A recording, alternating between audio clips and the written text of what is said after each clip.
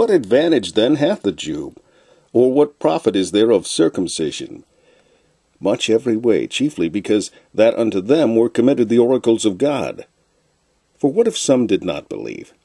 Shall their unbelief make the faith of God without effect? God forbid. Yea, let God be true, but every man a liar. As it is written, that thou mightest be justified in thy sayings, and mightest overcome that when thou art judged. But if our unrighteousness commend the righteousness of God, what shall we say? Is God unrighteous who taketh vengeance? I speak as a man. God forbid. For then how shall God judge the world?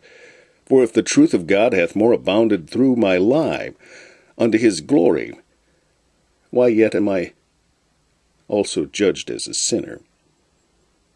And not rather, as we be slanderously reported, and as some affirm that we say, let us do evil that good may come, whose damnation is just. What then? Are we better than they? No, in no wise, for we have before proved both Jews and Gentiles that they are all under sin.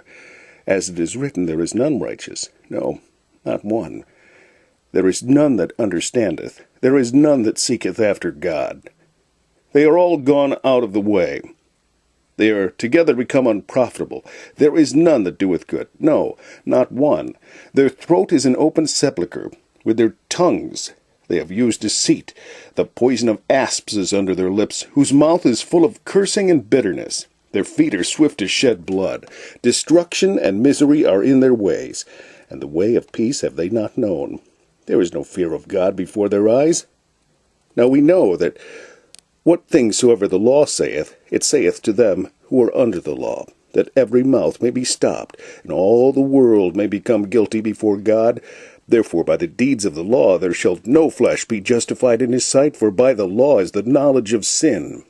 But now the righteousness of God without the law is manifested, being witnessed by the law and the prophets, even the righteousness of God, which is by faith of Jesus Christ, unto all and upon all them that believe, for there is no difference. For all have sinned, and come short of the glory of God, being justified freely by his grace through the redemption that is in Christ Jesus, whom God hath set forth to be a propitiation, through the faith of his blood, to declare his righteousness for the remission of sins that are past, through the forbearance of God, to declare, I say, at this time his righteousness, that he might be just, and the justifier of him which believeth in Jesus.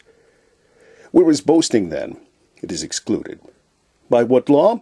Of works? Nay, but by the law of faith. Therefore we conclude that a man is justified by faith without the deeds of the law. Is he the God of the Jews only? Is he not also of the Gentiles? Yes, of the Gentiles also.